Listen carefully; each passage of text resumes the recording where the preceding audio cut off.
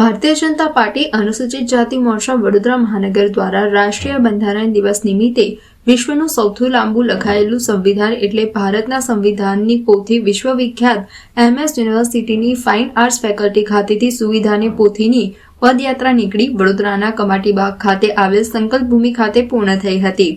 ઉપસ્થિત અગ્રણીઓ દ્વારા બંધારણની પોથી હાથમાં રાખી પદયાત્રાનું શરૂ કરી હતી। દર વર્ષે 26 નવેમ્બરે રાષ્ટ્રીય બંધારણ દિવસ ઉજવવામાં આવે છે। તે પાછળનું કારણ એમ છે કે 26 નવેમ્બર 1949ના રોજ ભારતનું બંધારણ ઘડતા સમિતિમાં પસાર કરવામાં આવ્યું હતું। તેથી આ દિવસને રાષ્ટ્રીય કાયદા દિવસ તરીકે પણ ઉજવવામાં આવે છે। ભારતીય બંધારણ ન્યાય, સમાનતા, સ્વતંત્રતા અને સંઘને સુરક્ષિત રાખવા માટે દેશને સ્વતંત્ર, બિનસાંપ્રદાયિક, સ્વાયત્ત અને પ્રજાસત્તાક ભારતીય નાગરિક તરીકે રચવા માટે અપનાવવામાં આવ્યો હતો। ભારતનું બંધારણ દુનિયાનું સૌથી મોટું બંધારણ છે। તે કોઈ પ્રિન્ટ કે ટાઈપરાઇટર દ્વારા નહીં પણ હાથેથી લખવામાં આવ્યું હતું। તેને લગતા 2 વર્ષ 11 મહિના 18 દિવસ થયા હતા અને તેમાં 284 લોકો દ્વારા હસ્તાક્ષર કરવામાં આવ્યા હતા। આ કાર્યક્રમમાં ભારતીય જનતા પાર્ટી શહેરવાડી વિધાનસભાના ધારાસભ્ય મનીષાબેન વકીલ, અનુસૂચિત જાતિના પ્રમુખ હર્ષદ પરમાર, વડોદરા શહેર મહામંત્રી સત્યન કુલબકર, નગર પ્રાથમિક શિક્ષણ સમિતિના અધ્યક્ષ નિશિત દેસાઈ તેમજ ભારતીય જનતા પાર્ટીના ચૂંટાયેલા પ્રતિનિધિઓ તેમજ મોટી સંખ્યામાં કાર્યકરો ઉપસ્થિત રહી આ કાર્યક્રમને સફળ બનાવ્યો હતો। 26 નવેમ્બરના રોજ અનુસૂચિત જાતિ મોરચા ભારતીય જનતા પાર્ટી વડોદરા મહાનગર દ્વારા આજે સંવિધાન દિવસની ઉજવણી કરવાનું આયોજન કરાયું છે।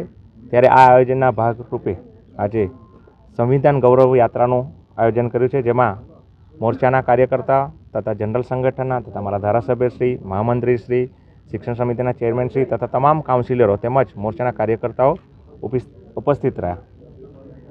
દેશનું આ બંધારણ જ્યારે અમલમાં આવ્યું આજના દિવસે અને આ સંવિધાનથી જ આખો આપણો દેશ ચાલે, ત્યારે આપણા આદરણીય વડાપ્રધાન શ્રી નરેન્દ્ર મોદીજીએ આ દિવસને સંવિધાન દિવસ તરીકે ઉજવણી કરવાની ઘોષણા કરી હતી અને ત્યારથી જ આ દિવસ આજે સંવિધાન દિન તરીકે ઉજવાય છે।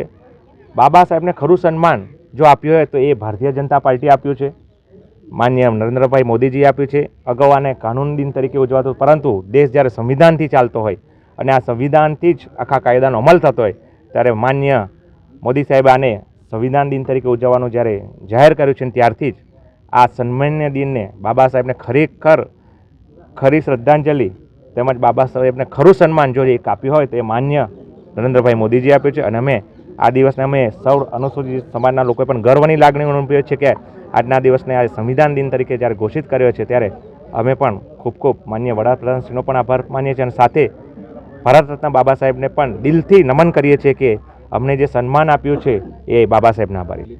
આજે અમે ફાઇન આર્ટ્સ MS યુનિવર્સિટીના ગેટથી સંકલ્પ ભૂમિ સુધી કાર્યક્રમ કર્યો અને અહીંયા ફુલાર વિધિ કરીને હવે અમે એક શપથ ગ્રહણ કરીશું અને આ કાર્યક્રમ ત્યારબાદ સંપન્ન કરીશું। 26 નવેમ્બર આપણું આ દેશ ગયા 10 વર્ષથી એટલે કે 2015થી આ દિવસને સંવિધાન દિવસ તરીકે ઉજવી રહ્યું છે।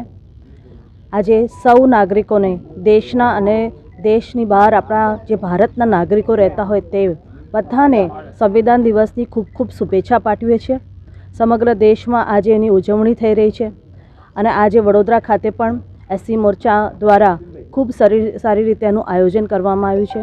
સંવિધાન દિવસ એટલે આજે દરેક ભારતીય નાગરિકોને સમાન અધિકાર મળે એનો આ દિવસ છે।